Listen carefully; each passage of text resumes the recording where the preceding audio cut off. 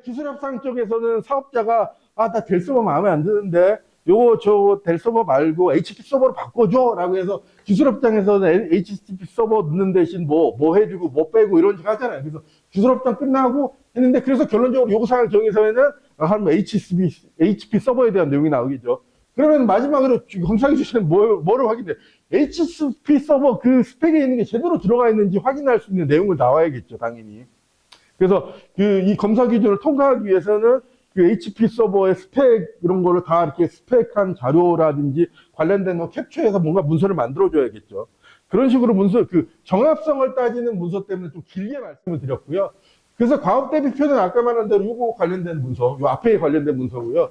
요구사항 정의서는 요구사항 정의. 우리가 실제적으로 이 사업에서 어떤 일을 해야 되는지에 대한 명확하게 정의된 문서고요.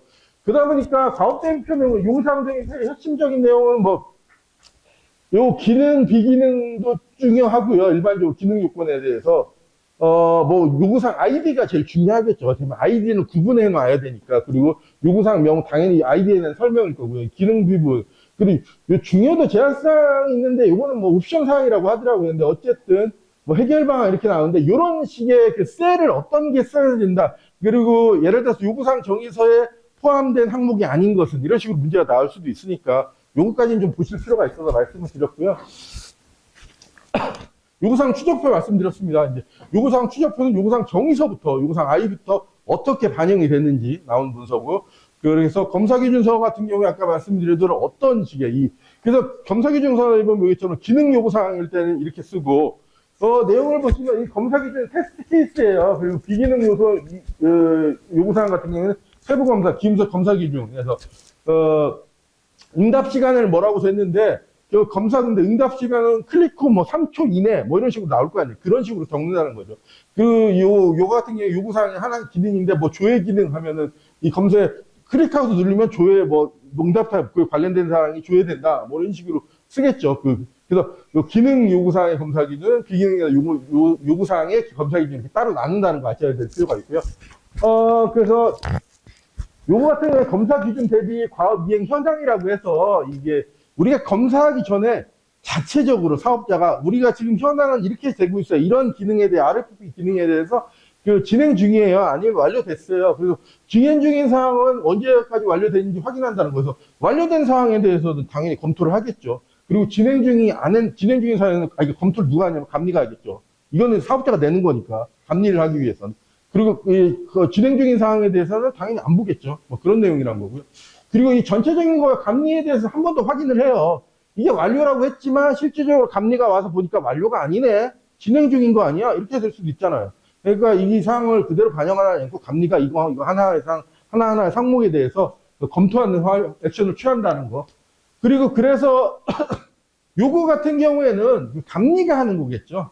당연히. 그래서 결함이 발견됐자 그래서 딱 보더라도 우리가 뭐를 공부하냐면 이런 거에 대해서 우리가 시험 문제 나올 부분이 뭐냐 아셔야 되는지 뭐가 나오겠어요. 딱 보면은 단순 결함인데 적합이래. 시험 문제 이런 게 시험 문제 나온다는 거죠. 미리 예상을 단순 결함이라고 써 있는데 왜 이게 적합일까 부적합일까라면 적합이네. 그러니까 이런 포인트를 좀 보시면은 이게 내가 대략 어떤 걸 공부해야 될지 아실 거예요. 내가 일반적으로 생각하는 거하고 상상 예외사항. 그러니까 우리는 일반적으로 결함 미발견이나 결함이라고 쓰여있는 단순 결함 당연히 부적합이라고 생각합니다. 그러니까 이 적합하냐 부적합하냐 기준은 우리가 일반적인 생각은. 근데 정보 시스템 감리 기준, 이런 감리 수행 가이드 이런 같은 거에 보면은 단순 결함은 적합이라고 한다. 그냥 일반적으로. 이렇게 판단되면. 그리고 결함이란 것 자체가 부적합이라고 하는데 그럼 부적합 내용이 뭐냐라는 거 옛날에 시험 문제에 나온 게 이런 사항이 부적하다. 그래서 이걸 다 외울 필요는 없지만 내용을 이렇게 다른 것들하고 비교하실 필요는 있습니다. 비교해서 이 한 줄을 해서 검사기준서의 요건을 충족한 경우 부적합이다. 잘못된 얘기잖아요. 그런 식으로 해서 좀 파실 필요가 있다는 부분하고요. 그 다음에는 감리 필수 점검 사항이라고 했는데,